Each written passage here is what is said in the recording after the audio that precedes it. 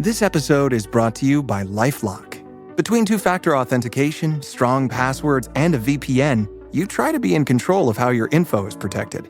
But many other places also have it, and they might not be as careful. That's why LifeLock monitors hundreds of millions of data points a second for threats. If your identity is stolen, they'll fix it, guaranteed, or your money back. Save up to 40% your first year. Visit LifeLock.com/podcast for 40% off. Terms apply.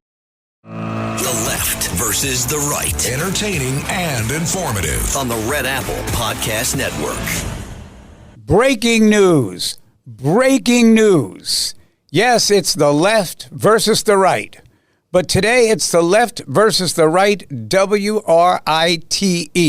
Because what was written yesterday, Friday, July 18th, 2025, was the results of a new poll that's out.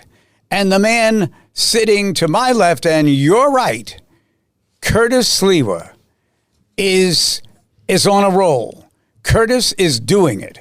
Curtis, who predicted right here on this show 3 times earlier this year, when the rest of you would rather do your laundry than listen to the left versus the right, where the real news is, he said that he could get into this race and that with the percentage that he got in 2021, which was about 29%, if he can repeat that, that might be enough to make him the first mayor to ever wear a red bandana. Well, he's here with us today. He's here to comment. In the previous poll, Zoran Mandani, who now is explaining away everything he's said for the last 30 of his 33 years, he had 35%. Andrew Cuomo had 25%. And Curtis Sliwa had 16%. Mayor Adams, 14%. But in the last poll that was written yesterday, Andrew Cuomo still trails Zoran Mandani by 25 to 23%. But look, who's at 22%? A statistical deadlock. Curtis Sliwa is about to take down Andrew Cuomo. And this will be a shock for Mr. Cuomo, who thought he had devised a slick way to get a one-on-one with Mandani. What he was going to do, and what he still says he will do, is if he's not the leader in the polls on September 15th, or whenever that date is, he will drop out of the race. He wasn't ever thinking that any of the couple of candidates behind him could catch him. He may be out of this race in the middle of August. So let's bring to our WABC microphones here on the left and a right, there is a man who's no stranger to radio, Mr. Curtis Sliwa. Oh, one poll can make all the difference in the world. And then tomorrow, this same David Paterson will come up with a poll. It says, Curtis Sliwa, you're a person of no consequence. You're not even hitting double digits. You see the political class, they follow the numbers. Hero today, 0 tomorrow. But you are correct. I have been saying this for quite some time, Governor. I've been saying in a 4-person race, I start out 28, 29%. My base is not going to leave me because I'm the Republican. And also, I am the protect the animal, independent line a person that people are going to vote for. They're not voting for Adam. They're not voting for Cuomo. They're not voting for Mandani. All of those are different kind of Democrats. And even though 2 of them are running on independent lines, they're still Democrats.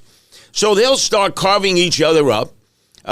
Zoran, who's ahead of the pack, they're going to start knocking down the same way they knocked Cuomo down. It's never good to be too far in front because, as you know, Governor, then all eyes are on you to check you for belly button lint. Ever since you popped out of the womb, did you say gaga goo goo the right way? Or did you say, my mommy is a commie? That's what they're going to attribute to Zoran. So we got a long campaign. Everybody needs to take a deep breath. There's probably going to be a lot of polls, some that are significant, some not so significant, and just let the candidates compete, bring their message to the voters, and then let the people decide on November 4th instead of everybody getting hysterical. A communist, a socialist can win. David Paterson, as your father Basil would have told you, We have had a series of communist elected officials in New York City over the years and socialists. And somehow, New York City survived that. Relax. Life continues. Jews. Let me speak to Jews for a second. What do you think Ben-Gurion was? Ben-Gurion, right? The godfather, the George Washington of Israel, a socialist. What do you think Rabin was? A socialist. Calm down. Could you elucidate them on this, David Paterson? They don't even know what communists and socialists are. Oh, he's a communist. He's a socialist. Yeah, we've had that when before. we were growing up, that was a dirty word. You call somebody a communist, you basically had infected their whole family. Wait, I'm now hearing, hold on. He said upon emerging from his mother's womb, better red than dead. What is this? Relax. By the way, Governor Paterson, I have a laugh. You know, people say he wants everybody to ride the buses for free. Hey, half the people ride the bus for free now. They don't pay the fare. Exactly. We're halfway there. Exactly. And I don't know who designed these buses because the bus driver is powerless. He's in that little box. If someone gets on the bus and doesn't pay, what can he do? Drive to the police precinct? He can't do it.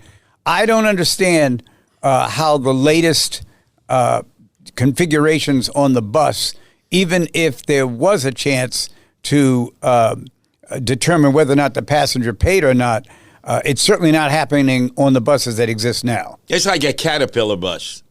The buses, they have extra additional parts of it that are attached to it so they can carry more passengers in one bus. But it looks like a Caterpillar. It looks like an old hook and ladder truck where one part of the bus can be to the right, the other part of the bus is to the left, and nobody pays. Nobody pays. The bus ride is free, like everything else that Zoran Mandami wants. Yes, well, he himself is in an era of self-awareness right now. He's re-explained what the global intifada means to him and how mistakenly he allowed it to mean something far more different and far more dangerous to other citizens, particularly people of the Jewish faith. And he's been explaining that away on yesterday and today on the news stations to try to get that monkey off of his back. I don't think he'll be able to do it that quickly because regardless of how he tries to clean it up, there are just so many examples of him saying the opposite that I think he really is. And we talked about this not here on The Left versus the Right, but on the morning show with John Catsimatidis the other day, that when they start lighting him up, it's going to be a real problem. Remember, there were presidential candidates that got driven out of races because of things they said years before. But I will say this.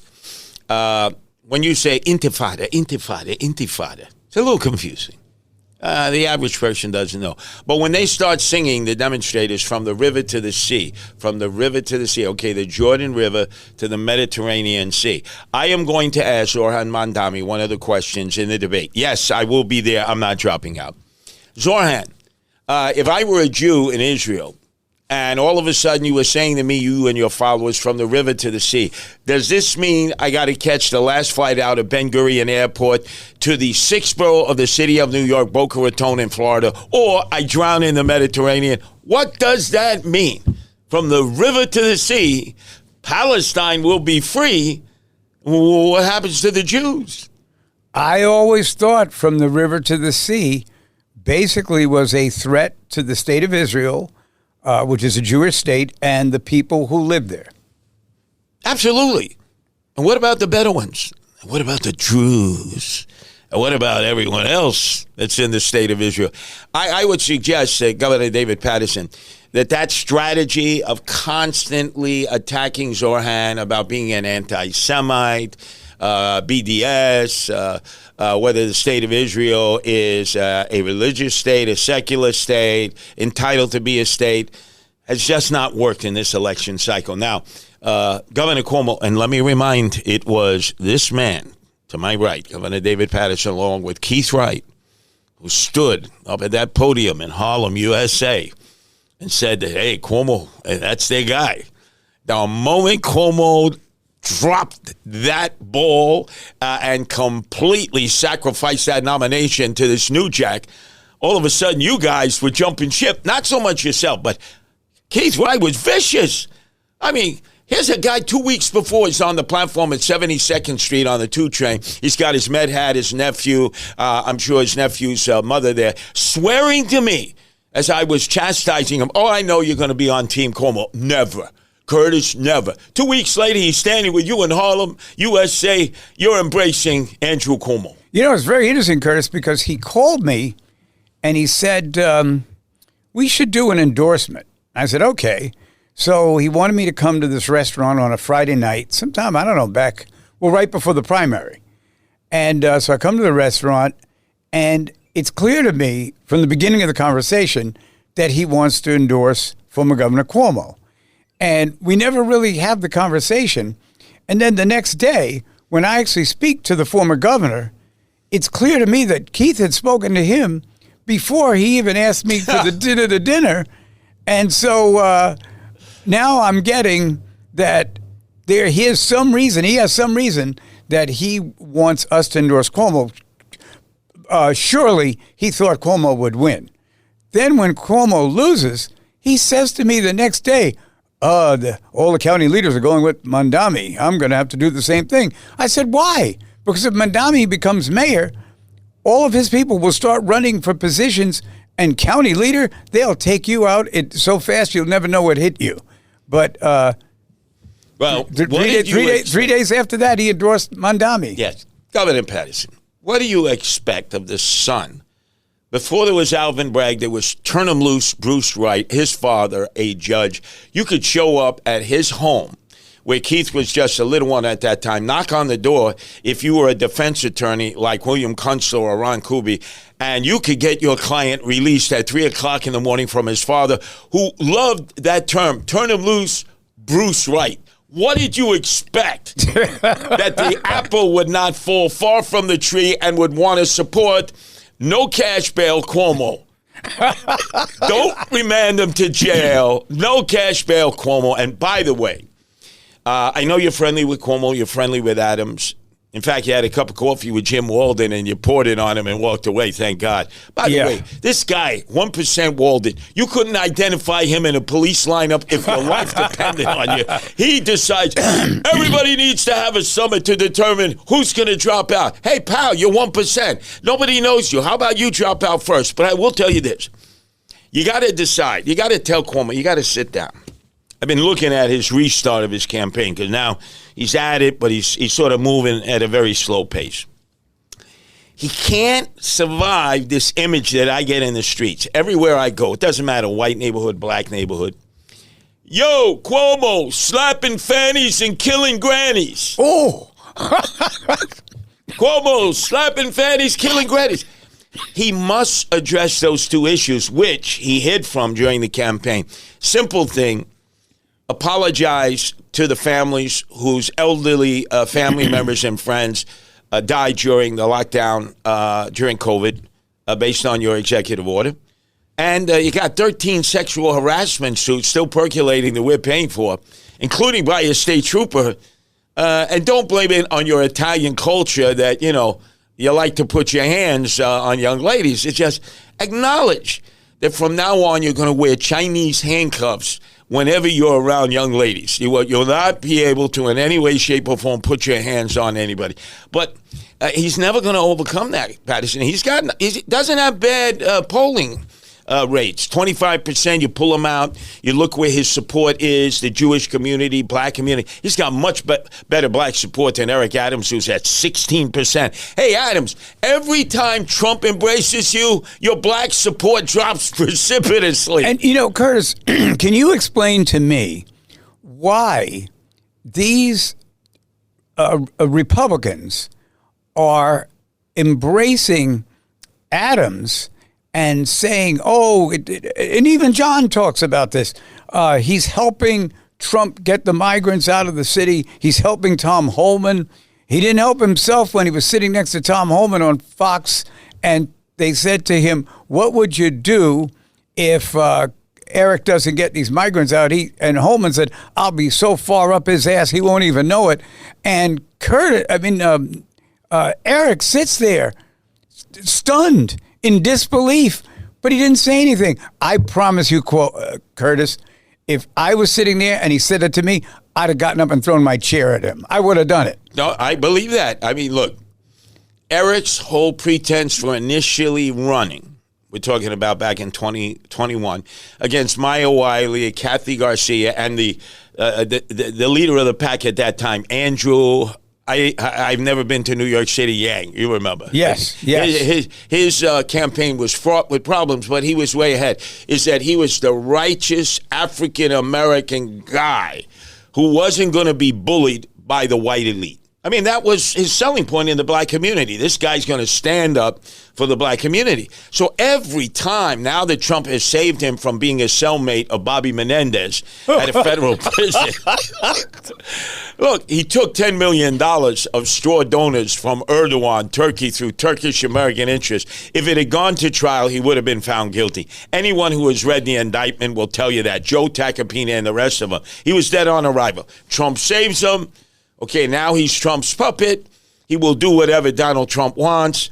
But that's not good enough in the eyes of all the voters to get reelected mayor. This is not a Trump city. State, he's got a lot of support. Country, he's got a lot of support. But as you know, David Paterson, especially in Democratic communities, the mere mention of Donald Trump will guarantee that if you're with Donald Trump, they are going to be with whoever else is on the other side. I agree completely. And this is why this, sort of notion that Adams is going to get is going to get all these votes is kind of a misnomer. But now let's move to just exactly what is going to happen in September if you happen to squeak by. It's a virtual dead heat right now between you and former Governor Cuomo, and that date comes and you poll higher than him. I'll bet you he doesn't get out, even though he said he was going to. He's going to find some technicality. He will never be on bended, wounded knee and capitulate to Curtis Sliwa. You know that, Governor. Yes, David exactly. Paterson. And by the way, back to another point you made. I recall in March of 2020, when you and John were doing a radio program at the time. Yes. And this was when the issue about the nursing homes just came out. And you and John did, just between the two of you, 2 hours on the nursing home and that kind of thing. And I'm thinking of how, if I was in Andrew's position, how I would get up and apologize for this. Sometimes in public office, you have to get up and apologize. And he can't do it. Nope. He can't do it. Even now when they ask him about these situations, he doesn't even know how to talk about it. Even when he was talking about the election, he said, the geniuses told me I was going to win. He put down the people he hired. He never says it's him. But we'll be back to show you why it is him and other things here on the left versus the right after these brief, and they better be brief because I don't have time for long commercials today. Brief commercial messages. The left versus the right on the Red Apple Podcast Network.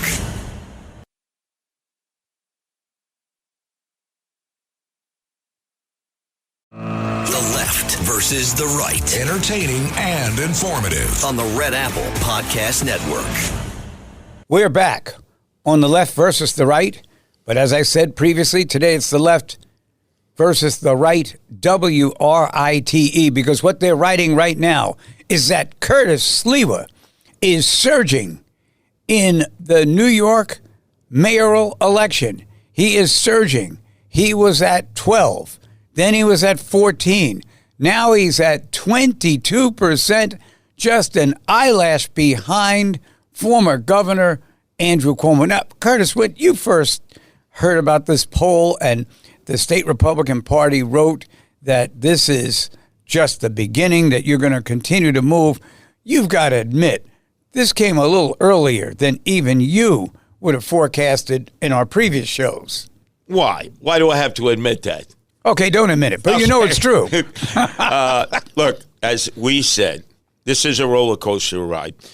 In traditional previous politics, you might have in the course of a campaign, maybe in its totality, 4 polls, right? 4. Right. Now, Before a week. 4 hours, you'll have 4 different polls of groups you never heard of before.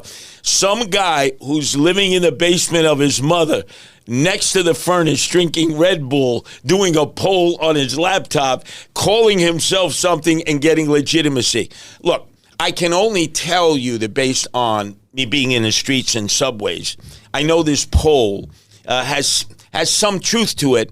Because when you're stuck in the subway, as you know, Governor David Paterson, because you'll take the subway home with Anthony. All the time. Your stepson, my oldest son, and right away, it's a focus group. There's no escape. Hey, F you, Gov. Yeah, I know. I love you. What did you just say on that 5 o'clock roundtable discussion with John Katsimatidis? There is no escape. So I get it all different ways, and I can easily see that Zorhan is the new guy on the block. A lot of people, they always like the new person because it doesn't sound like all the old guys. Yeah. People they like get tired me, of the old guys. Right. People like me. You know, the president the other day said, the perpetual candidate Curtis Sliwa. Mr. President, you ran more times than I did. You ran 3 times. This is my second run. So whatever people were putting out there is not true. So when I'm telling you that in a 4-person race, that 1 out of every 4 people is saying, I could vote for you. That's a pretty good survey right there. Now, if it were down to 2, let's say it was just me and Zorhan. Well, that might be pretty good, too, because he's such an extremist. If it were just me and Cuomo or me and Adams like the first time, a lot more difficult because these are your traditional Democrats. More so Cuomo than Eric Adams because he's been so mired in corruption. But each person poses a different, unique set of circumstances. That's why the numbers of the poll are not important. As Governor Paterson can tell you, is pull out the flaps. Where is your vote? Where is their vote? Forget the percentages.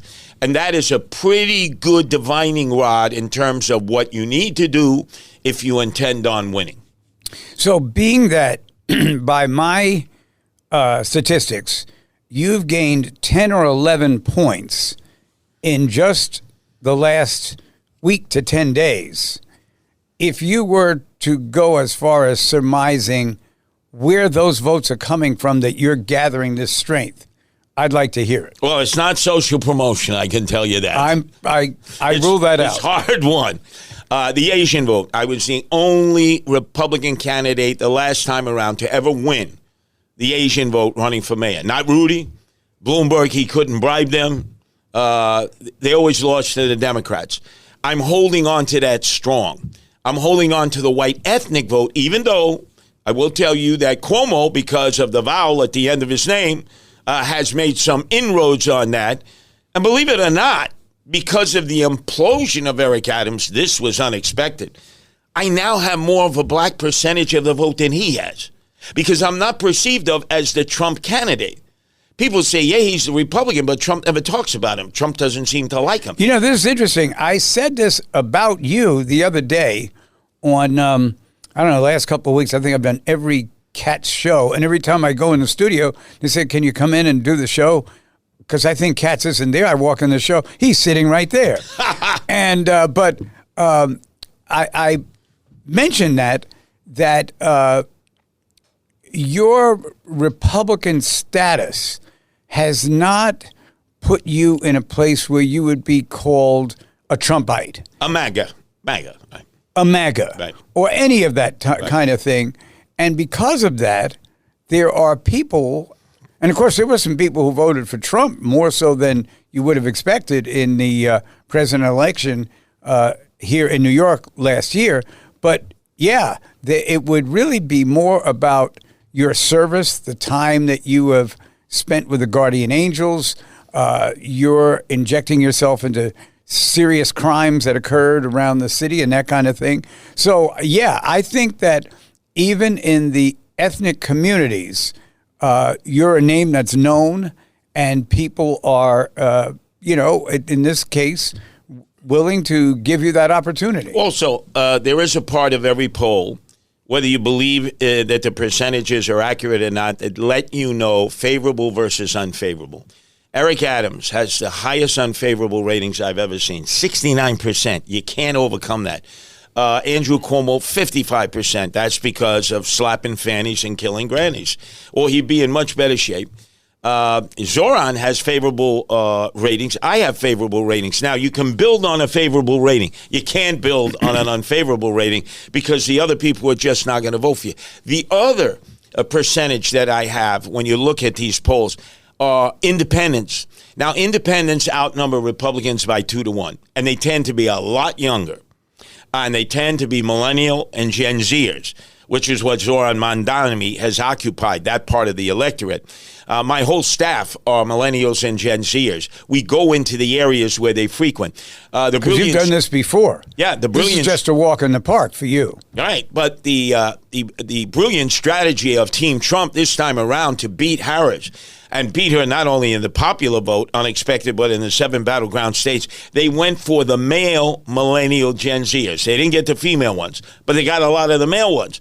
And I believe that was the margin of not just his victory, but the super spectacular way he beat Harris. And I have that advantage because with guardian angels all over the world, most of my guardian angels are millennials, Gen Zers. They're not all for Zoran. But if the peer pressure pushes him in that direction, and Governor Paterson, some of the things that are pushing people in his direction, these constant attacks by right-wing pundits from Butte, Montana, attacking Zoran's religion, the Muslim religion, and his culture. All you do is you empower the growing number of Muslims. You rev up the base. Right. Not only that, most Muslims who are registered to vote in New York City, Albanians. I know Albanians you think are Christian. No, 80% are Muslim. And then you have the Yemenites who own a lot of the bodegas, the Bengalis from Bangladesh, those who speak Urdu from Pakistan. They are extraordinarily... Curtis, you're absolutely right. Those right-wing pundits, when they do that, they think the Muslims that live in New York are descendants of Malcolm X and Louis Farrakhan and whoever else were operating 40, 50, 60 years ago. They're way out of touch. They are communities just like the other communities. They want their streets cleaned. They want their children to get a good education. And they're just like the rest of us. So when and this would go for anybody, you start singling people out by ethnicity when they've done everything to help the city build like any other group in the city, you are asking for trouble, and you will get it. And that's part of his growing support. Many of these Muslims would never support him because they have cultural differences with Zoran and his supporters. But the more people who are opposed to him attack his religion and culture, done. And then you and I, we had this discussion on the air when Eric Adams' team was making a big deal about his transcript, trying to get into Columbia along with Cuomo. He fills it out. He checks the African-American box. Okay, wrong. He checks the box about being Asian. He is. His parents from India. And then later on, he checked Uganda. His father, professor of African studies at Columbia University. He didn't get accepted into Columbia. He had to go to Bowdoin College in Maine. And here's Eric Adams. Oh, he deprived an African-American of a seat in Columbia. You went to Columbia University, Governor David Paterson. That argument made no sense. All you did is make him a martyr and a victim and got him even more support. Yes. Now, my understanding was that he didn't want to go to Columbia. His father was a professor there, so, they do that from time to time, let somebody's... You mean he wasn't like Bush 43? Yeah, right. Exactly. Yeah. Republicans, we had a number of people who got into college based on their father and mother who couldn't have even get into a junior college. So stop it, please. Yes, exactly. So he, and see, I thought in that situation that Adams was out of his league there. He was challenging him. First of all, he's basically, I guess you would say, biracial. And at 17 and 18 and 19, people like that, they are struggling for their own identity. They're not sure exactly who they are. They want to be part of things, but then in some cases they don't. And I didn't think that criticism was necessary, and it didn't work. That's the other thing. Backfired. And by the way, the rent is too high to pay. A tribute to Jimmy McMillan, remember, with the African-American with the handlebar mustache who used that when running against Governor Cuomo in 2010. It was too high to pay then, 4 times too high to pay now. Now, my wife, Nancy, is a millennial. She has crushing student debt. The Republicans are always poo-put. Hey, deal made, deal paid. So all of these young millennials who are told, get a good education, get your master's, maybe get a law degree like Nancy, owing $150,000 with no hope of ever paying it. Now you have to be stuck in a dormitory with 6 other kids living in New York City in an apartment. You thought you escaped that from college. Now you're angry because you don't have enough money to pay your rent. Of course you're going to move in the direction of Zorhan, because my party, the Republican Party, acted like, you got to pay that loan back. Why did you take that loan? We told them. You couldn't pay the rent. Why did you even move in there? Right, but we told them. Get a white-collar job. Get a career. Don't get a vocation. Don't become an engineer. Don't become a plumber, electrician, a carpenter. You got to be a lawyer or a doctor. They took out all these loans. They can't pay them back. And now we don't even want to help them. So whose side do you think they're going to veer off to? Zoran Mandami. They opened the door for him. Exactly. And when Biden was trying to do that and they were slapping him down, obviously excessively, and as even Pelosi said, you can't legally do that. But there has to be something done, or you're driving all these millennials. Hey, wake up, baby boomers. We are the minority now. David Paterson, would you let them know?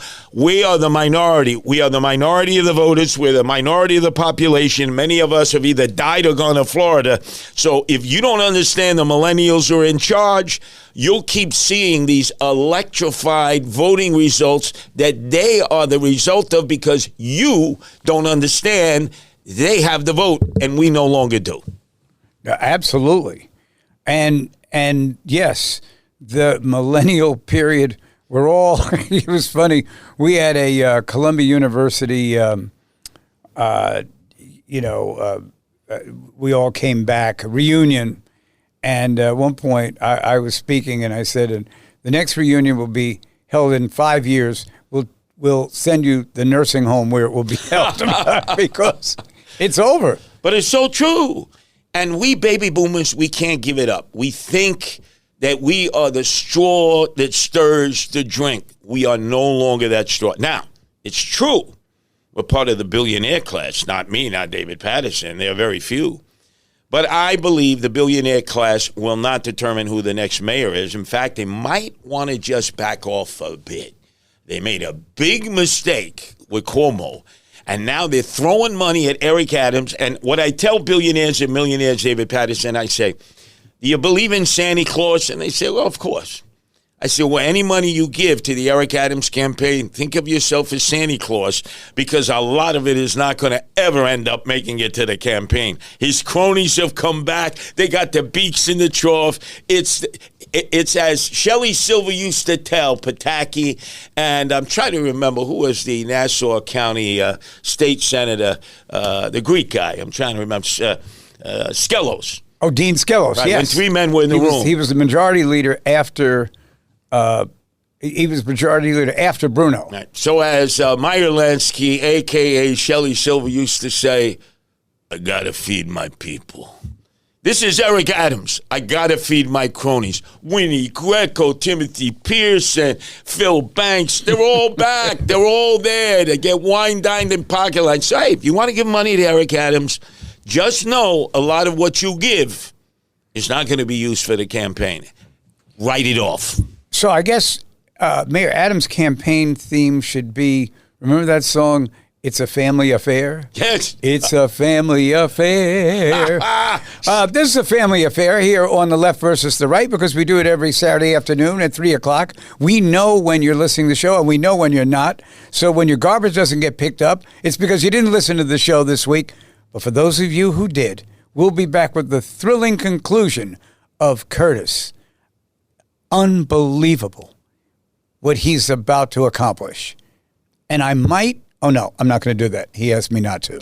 We'll be right back. The Left versus the Right on the Red Apple Podcast Network.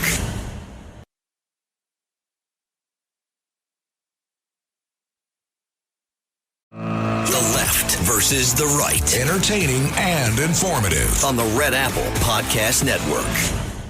We're back, and you're back on the Left versus the Right for the thrilling conclusion of this week's show after the headlines of yesterday, Friday, July 18th, 2 weeks since Independence Day.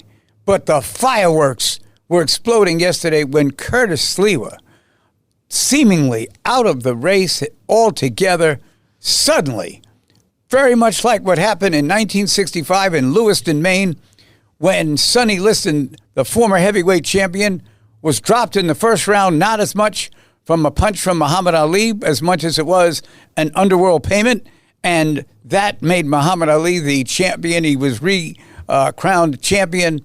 Not since then, until yesterday, have we seen so much fireworks when Curtis Sliwa, coming out of the darkness itself, is now right in the thick of the mayoral campaign. Oh, that's brilliant. Oh, my. And by the way, let me explain. It was like that picture with Henry Fonda about the jury. What was that, 12 Angry Men? Oh, yeah. So here it is. You had John Katzimatidis. You had Judge Weinberg. You had David Paterson. You had Sid Rosenberg. You had almost everybody downstairs in front of WABC for the biggest press conference of all time. There were more cameras there than existed in the nation of Japan, period. There were more cameras than people. Exactly. And there was Governor David Paterson leading, and everybody was basically saying, Curtis Sliwa, you are Roberto Duran. You got fists of steel, but you must do no mas, no mas.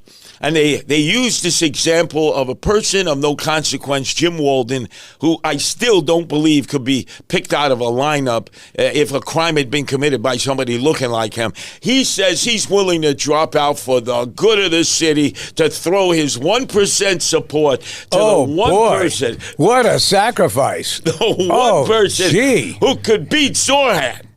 And so for 2 straight weeks, every day, Sliwa got to drop out. Sliwa got to drop out. Sliwa, oh, you're selfish, Sliwa. You're not dropping out. You're selfish. I said, well, who do I drop out for? And they said, oh, well, clearly for Cuomo. What? Smacking fannies and killing grannies? No. Well, who else? Walden? No. 1% Walden. Eric Adams. What? Corrupt Adams? All I got to do is wait another week and some other police official will be suing him. So I said, how about we just all take a deep breath? Take a step back, relax, do a little, what can we call it, Maharishi Yogi, a little meditation. And now all of a sudden I'm in a poll that says it is a statistical tie between Zohar Mandami, Cuomo, and Curtis Sliwa. Now everybody's suggesting that Eric Adams leave being the mayor and get a job in Washington from Trump. No, I don't want him to leave being mayor. I want 4 people running for the mayoralty. And let the people decide. And David Paterson, I've said it, every day the people keep talking about, you should drop out, is another great day for Zorhan because he ends up talking about issues that are resonating with his base. You want to hear something funny? They were calling John Katzimatidis a couple of weeks ago. You got to get Curtis out. You got to get Curtis out. Double his salary. John says he's not working here right now. Well, bring him back and double his salary. And John said, if I bring Curtis back, the money will go to David.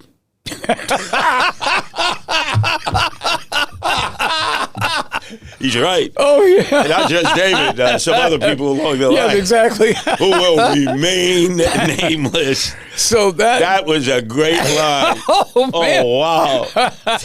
But, you had this guy.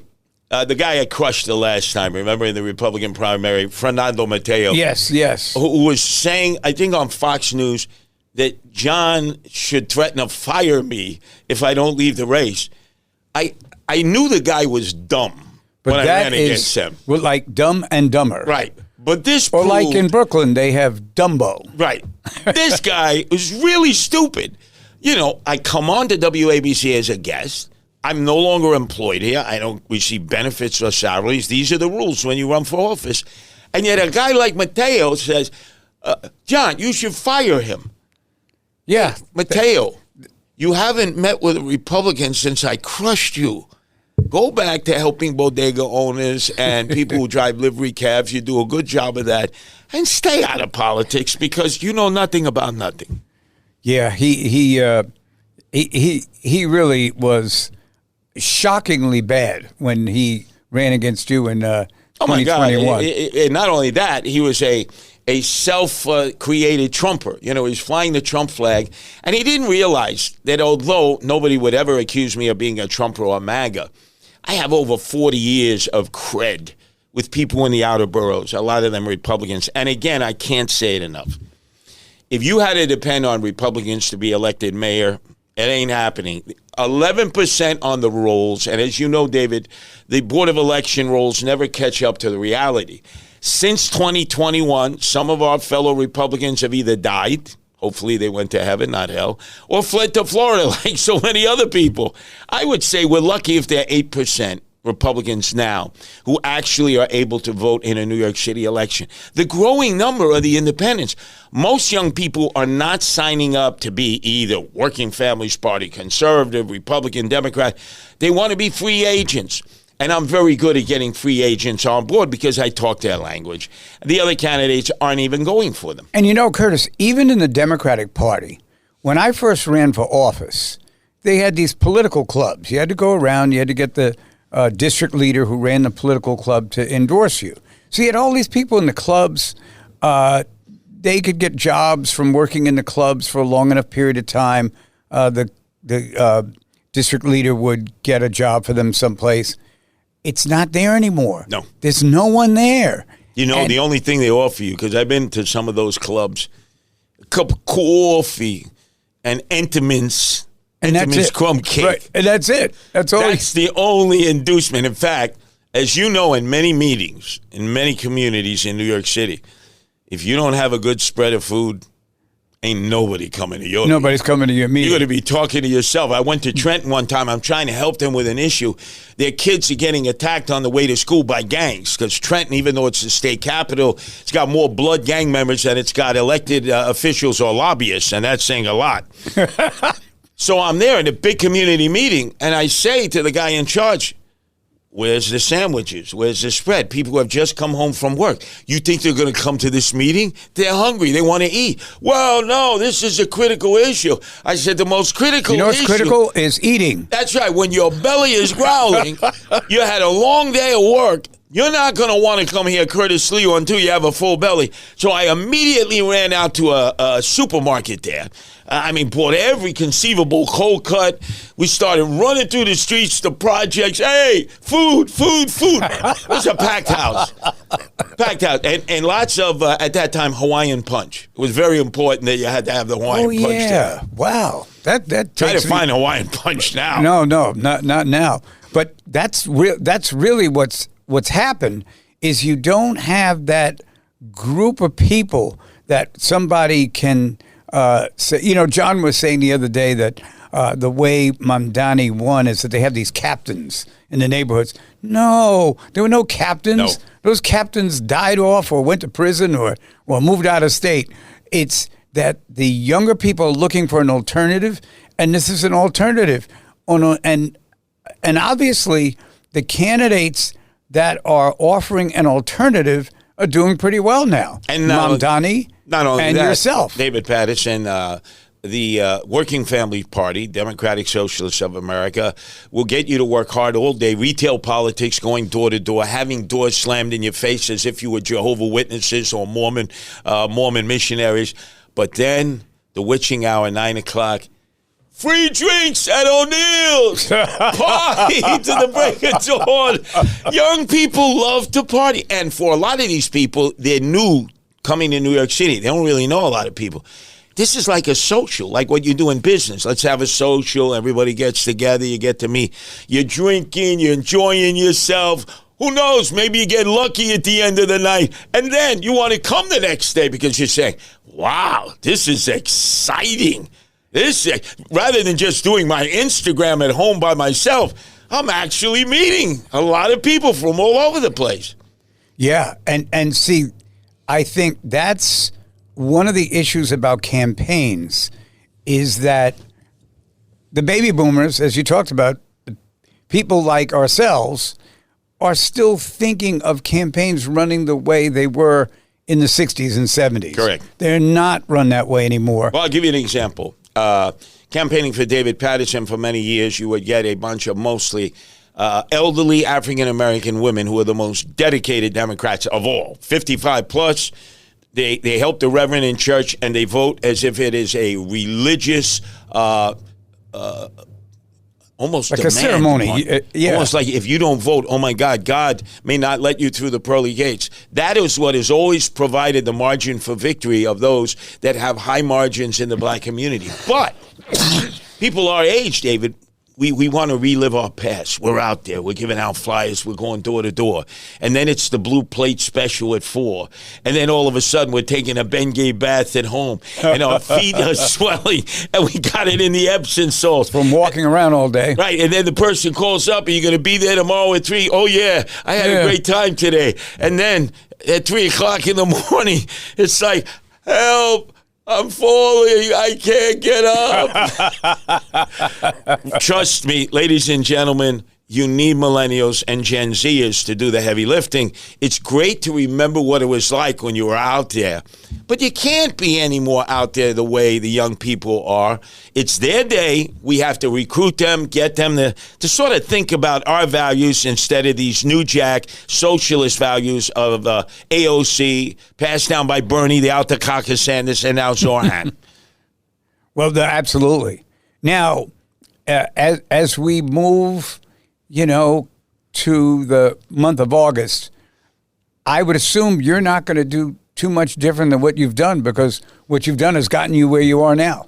Exactly. And by the way, people are saying, well, I don't see your ads on TV. I don't see your ads on TV. Boy, that really helped Andrew Cuomo. $25 million, didn't even put a dent in Zorn. Didn't put a dent. Could you please tell everybody, it doesn't matter whether you're a Democrat, Republican, the real campaign starts after Labor Day. Absolutely. That's when people start paying attention. Everybody's back from the beach, vacation.